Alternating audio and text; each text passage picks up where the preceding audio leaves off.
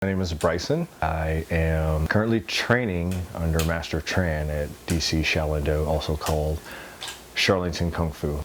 So about 2011, I happened to see the school. I thought to myself, I wonder if I could ever do anything like that. And probably a couple of more steps later, I already dismissed the idea. I was like, yeah, there's no way I could do that.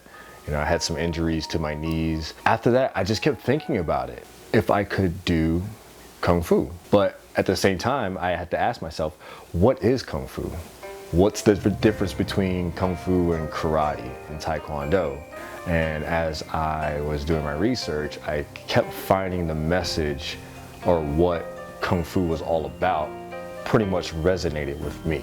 It took me maybe about a month to actually finally work up the nerve to walk through the building. It was a Saturday. I walked in there and I got to meet Master Tran. At the time he was third degree black belt, Sifu Mikey Tran.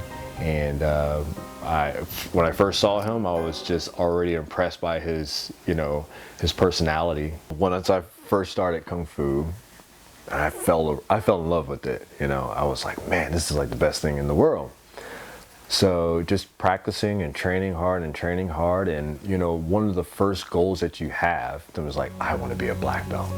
I want to wear the all black uniform. I want that black belt. I want to be where that person is. And you start working hard, you start doing it, and it's helped me to be 100% myself.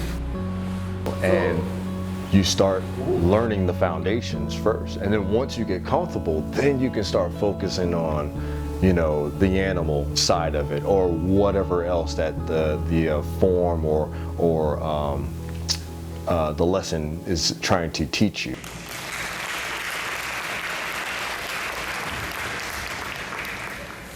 It's very tricky just learning the actual positions and the postures of the hands.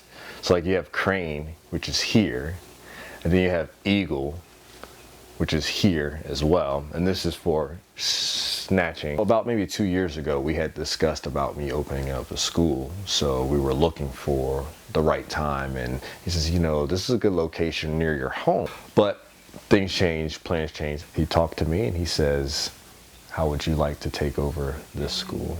And I didn't know what to say. I was stuck. I was just like, are you kidding me? Like, best thing in the world.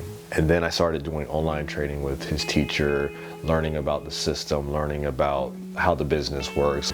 Very amazing. So I have a new chapter of my life getting ready to start, and that's taking on the challenge of maintaining not just the Kung Fu school, but the history too. One of the concerns that I had was my race.